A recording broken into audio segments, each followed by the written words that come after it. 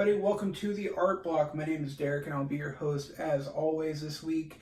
This is episode 5, and in this episode, I'm going to talk to you all about nostalgia. Now, of course, nostalgia is a very natural human emotion. We all have it. Every generation has been nostalgic about their youth and all of the art and the entertainment and the culture that surrounded them at the time.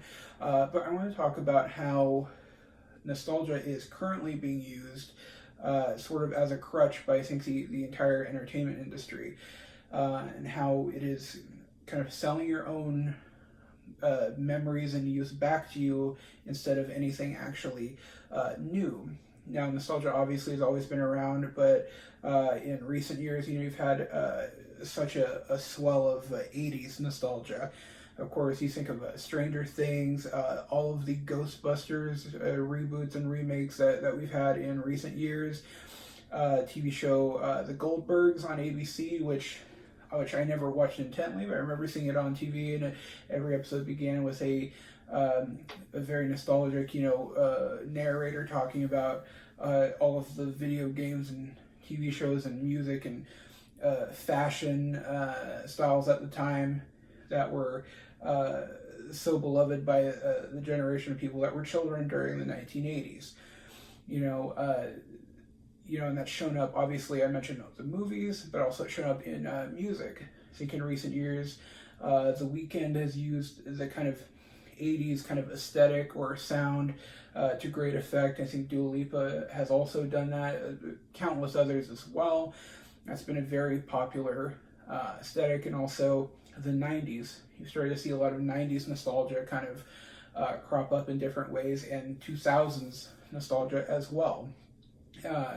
Best example that I can give is Madam Web, which came out last year, and that was set in 2003. And I grew up in the early 2000s.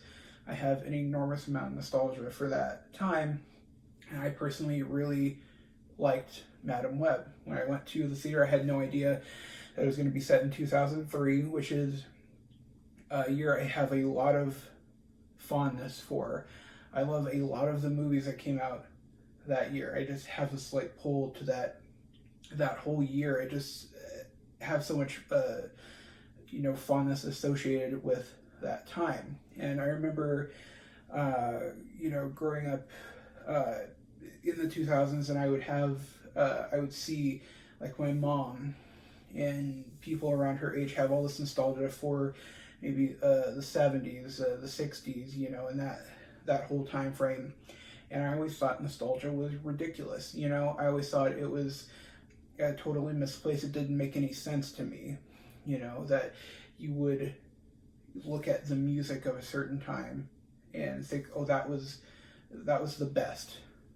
Everything is garbage now, but everything that came out when I was a kid is just the best, because I remember seeing all those Time Life infomercials. I don't know if you remember those, but where they would come on kind of late at night, and it would just be a half hour of people talking about all these songs that came out when people that are now in their 40s, 50s, 60s, came out when they were young, and just selling CDs of all of these songs, and speaking very nostalgically about the past, and that's when everything was good. Do you remember that? Let's take you back to that time. I remember those very vividly. I remember thinking, this is silly. Things weren't better back then. Everything is better now. That's what I thought when I was a kid too. That's when everything seemed like it was, the best. I remember at the time having the thought, in 30, 40 years, where we have this Time Life, infomercial for Justin Bieber and Nicki Minaj music. Obviously that technology is certainly outdated, but I mean, that nostalgia is now there for that. That's right. There is nostalgia for every period of time that can, have existed. Whether that music, that film, that TV, anything within that culture was actually superior, you feel that it is. You feel that it is. There was, a Family Guy joke about, the golden year of film being 2003. Now, obviously, that's a joke, and I laughed at that, but to me, in my heart, I kind of feel that way. I kind of feel like 2003 was the golden year because, like, so many movies that resonated with me at the time came out, and I was a kid, and that was when maybe I had this, like, peak idea of what Hollywood was. That was my kind of idea of, Hollywood at its peak, to me, was the year 2003, Is that ridiculous? Yes, of course, that sounds ridiculous anytime I've said that. And is it just because youth? Is it just because youth is good? And you look back at something that you associate with youth and, want to get back to that. Is that the case? Maybe it is, but I kind of feel like, I do feel as I've gotten older that things do get worse over time, that the quality of something is dwindling, especially when we talk about Hollywood, especially when we talk about the film industry, when we talk about the music industry, we talk about television, there is that sense there, or at least things are just not as special as they used to be in terms of culture, and so when I look back at being a kid, and I look at the older people at the time who were, waxing poetic about, pop songs from when they were in high school, I get it now. I get that. I don't necessarily like a whole lot of things that were from the 80s, but I understand why you can look back and see, like, oh, that's when things were really great. I totally get that. I personally have a lot of fondness for the 1970s. Now, I never was alive anywhere near that time period, and there's no way to go back and experience it, but I have a lot of fascination and fondness with that time. I was born in the mid-1990s, and I have a lot of fondness for that time too, even though I didn't really experience it, I was 5 years old when the 90s ended, okay? But I just have fondness for it, and I have the most fondness for the early 2000s, and I think the cynical perspective is to look at people who, I'm going to talk about the 80s again, people who feel really nostalgic about the 80s is to, like, hey, look at all of the political turmoil and so many things you could point to that were a crisis in times of the 80s, and you look back at it like it's a wonderful time period. But you don't look at everything going on in the world politically, socially. You think of, your good memories, personally, and you think of the pop culture. Think about the movies, music, and the TV at the time. Or you think about, if you're a kid, you think about all the toys you had, or you think about the kind of, food at the time that was popular, That's what you think about. And me, somebody who idealizes the early 2000s, I mean, I was in the first grade when 9/11 happened, I was in the first grade, I was 6 years old, and that is, in many ways, my first, like, fully formed memory in life was 9/11. And those early 2000s years, was when the Iraq War was getting started, That's, not exactly, an ideal time to be alive, but to me, I look back on it and I, wish things would, be like that again. I wish I could, live through that time period as, an adult, I do, so I can understand why anybody would feel nostalgia for any period of time, and I grew up around so many people, expressing their nostalgia, because as I mentioned before on the show, I grew up in a town in Missouri called Branson, and if you don't know, Branson's filled with theaters mainly featuring country music. And the general vibe of those shows are, back then there was a show called Remember When, which was all about nostalgia of the 1950s and that whole era, the baby boomer era, But so many of these shows are like taking you back to that time when you were a kid and playing all those songs you loved and just bringing you back to that time period. And the big draw is people who are usually like retiree age, people who are older and don't necessarily have an outlet to express that nostalgia or to, be able to relive those memories. And I think that, nostalgia is a beautiful thing in many ways. It's a beautiful feeling. You can get like a great joy from it. There are times where I will look on YouTube and I'll look up old commercials from the 2000s I remember. I'll look up TV promos from that era. As a kid, I grew up watching a lot of late night TV, and I was the biggest fan of Conan. I'll watch like his old monologues and bits from the late night Conan O'Brien show, and that will bring me so much joy, just to relive that and relive kind of any pop culture moment from that era. It's beautiful, but it's also painful, and I think it's ultimately wasteful, to constantly be in a time frame or be in a mindset where you are reliving the past, where you are focusing on things that are no longer in existence, and you're just, kind of drowning in your own nostalgia in a way. And I think that's why Hollywood and the entire industry in terms of entertainment is stagnating in a lot of ways. I think is thanks to nostalgia. Of course, I mentioned Stranger Things, but there's so many movies out there. I would specifically call out the horror genre, which I love. I love horror very much, but so many of those movies today are like, they even advertise themselves as like a throwback to the 70s, 80s, 90s type of horror movie. And there's nothing really new.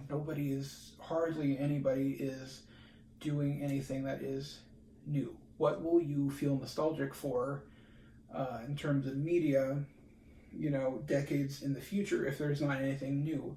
If we are reliving, reproducing, recreating that type of movie or TV show that existed when you were a kid, when you were young, and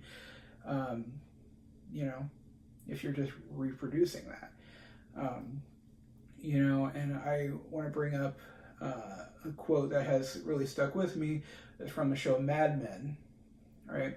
And it's from the end of season 1, and I have never even seen the whole season of that show. I just remember seeing this one clip, and it's when the main character, Don Draper, delivers a kind of a monologue about nostalgia, saying in Greek it literally means the pain from an old wound, saying it is a twinge in your heart, far more powerful than memory alone. Pain from an old wound. That is very powerful to me because that's what it feels like. I have immense nostalgia for the 2000s, but I did not have a happy childhood like many did not, but I still have great nostalgia for that time, the time where, not a whole lot of good things were happening in my life, but I have this nostalgia for the media of the time, the movies, the music, the TV, the pop culture that surrounded me. I, yearn for that. But also that childhood that I experienced is full of pain, as many as many of us out there can say about our own childhood, you know. So I feel like that is very accurate, and I think we need to keep that in mind when we are experiencing our own nostalgia, to realize that we are not necessarily missing a time that was so wonderful, and we need to lament the fact that it's gone, but to understand what that feeling is and what that feeling comes from. And I'll also mention another quote that really stuck with me. It was from a DVD I saw as a teenager in the $1 shop. And I'm going to put that DVD up on the screen here. You'll understand why it's a pretty unlikely source of insight. But the quote on the box said, "Someday you will be nostalgic for now." Now, I keep that in mind. I've said that a lot, you know, myself in my own like personal life. Someday you will be nostalgic for now. Even in times I'm going through a very stressful time in my life, a transitional period, I think, you know, someday I'm going to have a feeling of nostalgia for this very moment, for this place I'm in right now, even if it's not good. You know, if it is painful, if it's regrettable in many ways, you'll have some, you know, nostalgia for it, you know. I mentioned on the previous episode, which was about the monoculture, about how, you know, companies are kind of, you know, coasting off of things that were made years ago when there was a kind of monocultural world, right? And like people feel nostalgic for a show like Friends, you know, or nostalgic for kind of the heyday of when Harry Potter was everything, you know. And that nostalgia, it kind of powers the whole entertainment machine of today. And I think that is out of desperation. I think it's very sad that we don't have much original things that we're going to look back on in 20 years and go, oh, that was really great. That was great. Wow. You know, that we don't have much to feel like nostalgic for down the road. You know, and like, for example, I mentioned how like horror movies these days are like, you know, being made as like throwbacks to an era of movies that you remember very fondly. And even with I'll mention a movie I really liked at the time, X, which was directed by Ty West, and it kicked off a trilogy of films. Now, that first film, X, is very blatantly, clearly influenced by the Texas Chainsaw Massacre, right? Which is a great film. I love that film very much. But walking away from X, you know, there is no way that, you know, you don't know that was hugely inspired by the Texas Chainsaw Massacre. The 70s setting, so many things in that movie are very clearly lifted from that. You know, and then the second film in the series, Pearl, which I didn't care for, and that's set, you know, a few decades beforehand at least. You know, I didn't care for that. And then I saw the third film in the trilogy, Maxine, which I flat out hated. But that film is clearly an 80s, you know, inspired movie. You know, lifting so much aesthetic and references from the 80s, you know, for that movie. And I just think that, you know, I just think it's unfortunate that even, you know, the best movies of our time right now are lifting so much from the past, you know, and blatantly not even taking some inspiration, but it's very clear. You know, like I said, X, when that movie came out, I loved it. You know, even though I did recognize, of course, it was taking so much from 70s cinema, you know. And so even a movie at its best is blatantly kind of mining the nostalgia there. You know, I think of also Joker, right? Joker was clearly taking from the 70s and Scorsese, especially obviously Taxi Driver and The King of comedy rather. And like that was a great movie, and I think everybody kind of recognizes it was at least well made. But that was, lifting directly from the 70s.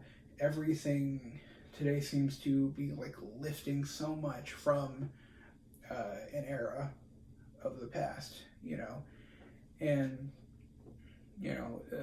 nostalgia is such a powerful thing. Nostalgia is so powerful, and I think you should allow yourself to experience it and to enjoy it. But I also think that it is very wasteful.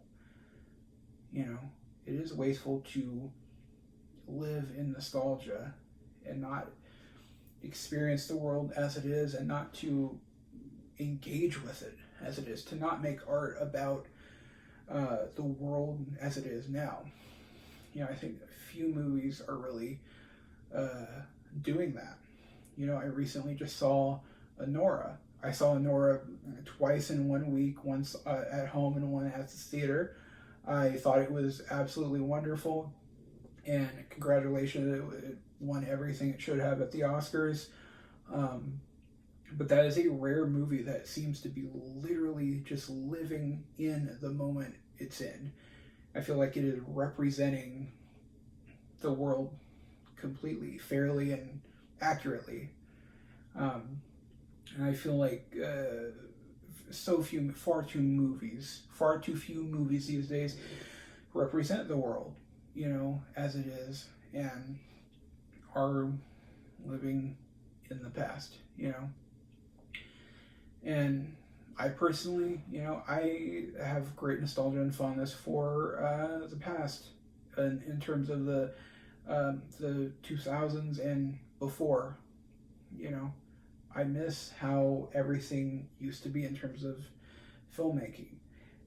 These days, most movies are not good. The rare few are usually,